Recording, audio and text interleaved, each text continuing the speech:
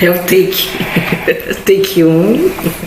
Olá pessoal, tudo bem? Eu sou a Miyuki, algumas pessoas me conhecem como Rainha Demonique. Esse aqui é o meu novo quadro aqui no YouTube. A gente vai fazer resenhas tardias de coisas tanto do passado como coisas novas, porém que eu demorei pra assistir, certo? Que vocês sabem, ou algumas pessoas de vocês sabem, né? Eu sou mãe, eu assisto as coisas conforme eu posso. O meu foco aqui vai ser nostalgia millennial e coisas que pessoas de 30, mais de 30 anos conhecem, ou tem curiosidade, ou gosta de querer lembrar. E também uma herança pro meu filho, pra ele ficar vendo essas coisas aí quando eu estiver bem velhinha, né? E ele vai ficar vendo eu eternamente na internet. Primeiro, eu quero saber de vocês o que é que vocês gostam. Deixa aqui nos comentários, tá bom? E deixa seu like também pra ajudar uma mamãe que não recebe pensão e que se vira como pode, certo? Hoje estamos aqui pra falar sobre a série Pinguim. Já tem um tempo aí, né, que foi lançado. Falou-se muito bem do Colin, que ele está realmente excelente. Não dá pra reconhecer que é o Colin Farrell, porque ele tá vestindo uma roupa prostática. A expressão dele tá completamente única, assim. Ele se tornou o Pinguim ali. Eu fiquei realmente impressionada com a caracterização do Pinguim, do Colin Farrell, com o compromisso do Colin interpretando um personagem tão cheio de camadas, porque ele tá tipo super mafioso, esse Pinguim, ainda mafioso, assassino, cruel. Ele ainda se preocupa com duas pessoas, né, que é a mãe dele, né, que ele cuida dela, e o que vira o ajudante dele. Então assim, ele fica, que é um garoto jovem assim, tá começando nas telas agora, e ele pegou um personagem super complexo já, né, porque pra trabalhar sendo ajudante do Pinguim, né, e se imagina a loucura, né, que as coisas que acontecem. Quem fez a caracterização do Pinguim nessa série é o Mike Marino. Ele fez o primeiro Coringa, né? Fez a maquiagem do primeiro Coringa. Ele também tá no MIB 3, no Eu Sou a Lenda. Ele também é o artista conceito de Hannibal, de 2001. E ele também faz parte de Angel. Vocês lembram de Angel? Aquela série do vampiro, que é o namorado da Buffy. Inclusive, eu quero assistir de novo Angel e trazer pra vocês a resenha, que é uma das minhas séries favoritas de todos os tempos, assim, o Buffyverso. O Pinguim é um personagem muito frio, né? A gente fica meio em choque, assim, com a frieza dele, porque ele lida com... Essa aqui é a Jezebel. Ele lida com cadáveres, assim. Eu não sei se eu vou poder falar cadáveres no YouTube, mas depois a gente vê. Ele lida com corpos, né, como se fosse, sei lá, esse copo aqui, tá ligado? Corta, ele joga fora, ele põe fogo, como se não fosse nada realmente, sabe? Ele lida com corpos como se fosse nada realmente, como se fosse um pedaço de borracha, como se fosse sachêzinho aqui. E ele fica tipo impassível, assim. Eu fiquei muito, muito chocada com a frieza desse personagem, que é bem complexo, a palavra não existe outra palavra pra falar sobre ele. Ele é um cara muito sozinho, talvez por isso vem essa frieza dele, né? Porque ele não sabe lidar com as pessoas no geral, assim, porque a mãe dele tava sempre trabalhando e ele foi meio que ele se criou, né? Acho que muitos da minha idade são assim também, então a gente tem essa identificação com ele até certo ponto, né? Porque a gente não sai por aí, né, sendo mafioso, mas a gente quase fica com pena dele em muitos momentos, porque a gente sente aquela dor que ele tá sentindo, a gente sente que ele é incompreendido. Humanizam muito o personagem dos quadrinhos, né, que é bem animalesco. Então trazem muitas características humanas da história dele. O que eu achei isso muito interessante também, porque a gente tá acostumado a ver o Pinguim, né, com formato de pinguim, corcundão, um nariz, né, como que parece um bico. Ele sai voando por aí, a gente fica esperando ele sair voando, mas ele não voa, né, porque ele é um personagem humano nesse universo, né, que criaram pra série. A ambientação da série tá bem sombria, assim, tá bem poluída, digamos assim. Eu achei bem massa. Eu só não lembro se fala estão em Gotham ou se é uma outra cidade, né, mais realista. Não vou lembrar agora também, desculpa por isso. Já faz um tempo que eu assisti. Eu tô aqui com as minhas anotações.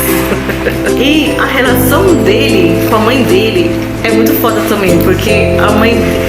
No começo eu achava que ele não falava, né, pra mãe dele o que ele fazia da vida. Mas ela sabe que ele trabalha com criminosos, que ele é um criminoso. Inclusive ela encoraja ele a cometer os crimes.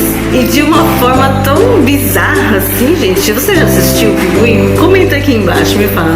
A pessoa que é ajudante dele tenta roubar o carro dele. O carro dele é muito massa, inclusive. É um carro roxo, todo estilizado, lindo, que tem até um turbo. E aí o adolescente tenta roubar o carro dele, só que o ladrão, ele tem problema de fala, assim como o pinguim. O pinguim, ele tem problema de fala, ele manca, né? Ele tem algumas condições aí de saúde, né? Ele é um pouco corcunda também porque ele manca. E é uma condição que ele nasceu com, né? Ele não adquiriu, sei lá, assaltando algum lugar, tomando um tiro no pé. Não, é uma deformidade que deram pra ele, né? Nesse processo de tirar a bestialidade, mas manter algumas diferenças, né? Ainda que animalescas um pouco. Espero não ser cancelada por causa disso, mas eu estou falando do Pinguim, tá, gente? Esse ladrão que tenta roubar o carro dele, ele tem problema de fala, né? Ele é gago. E aí, na hora que o Pinguim vê que ele tá roubando o carro dele, ele vai lá intimar, né? Falar, e aí, você tá roubando meu carro, pô? Você sabe quem eu sou? Aí o moleque já começa a se cagar, começa a gaguejar, né? Aí, no que o moleque começa a gaguejar e se atrapalhar, o Pinguim começa a lembrar de quando ele era mais novo, né? De que zoavam ele, por causa que ele era diferente, né? E aí ele sente empatia pelo moleque. Ele meio que adota, né, o moleque como tipo uma espécie de filho, uma espécie de ajudante. E o moleque tá, né, numa vida criminosa, né, roubando carros. E aí eles se complicam. Enfim, os personagens eles vão crescendo a cada minuto da série. É uma série realmente bem incrível. Os roteiristas capricharam. Eu não vejo a hora de que saia a segunda temporada. Não sei se vai ter, mas quero que saia, quero que tenha. O moleque, inclusive, que rouba o carro dele, tenta roubar o carro dele, vem da mesma região que na tradução ficou como Zona Leste. Eu achei isso o máximo, que eu também sou da Zona Leste, né, gente? O menino, ele tem problema de fala, ele é diferente, ele tá começando, né, a vida dele no crime. E o Pinguim simpatiza com o garoto, né? Fica ali como um mentor, tentando levar o menino pra um lado mais inteligente, né, do crime, já que ele tá roubando carros, né? Sem se expor muito, né? Mas fazendo umas coisinhas bem pesadas que a gente fica bem assustado, mas que não é, tipo, gratuito. O crescimento realmente dos personagens. A Jezebel tá aparecendo de novo, né? Menina! Mas é isso, né? A gente grava na minha casa, todo mundo sabe que eu tenho um monte de gato.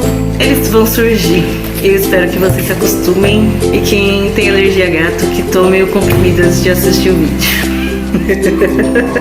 Ao mesmo tempo que a gente se assombra com a frieza, né, do Pinguim e como ele lida com algumas situações que a gente não teria pensamento, realmente, raciocínio pra pensar sobre aquilo, a gente também fica surpreso com a capacidade de adaptação do Pinguim com as situações. Ele faz uma merda, não é uma merdinha, ele faz uma merda, uma besteira muito, muito grande, e ao invés de se desesperar e começar a cabaçar a partir daquele momento, não. Ele pega e dá uma respirada e fala, não, eu preciso fazer isso, isso e isso aqui. E, gente, é uma saída doidas, muito loucas, que ele se tira das situações, ele já põe a culpa em outra pessoa, tá ligado? E ninguém duvida que é isso mesmo, porque ele tem uma lábia tão grande, ele pensa tão rápido, ele é tão inteligente pra tirar ele daquela situação, que porra,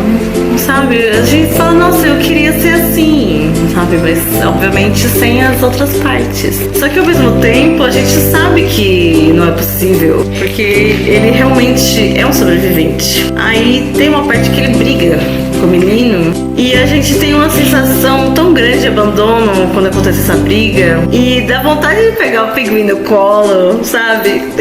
E o menino também.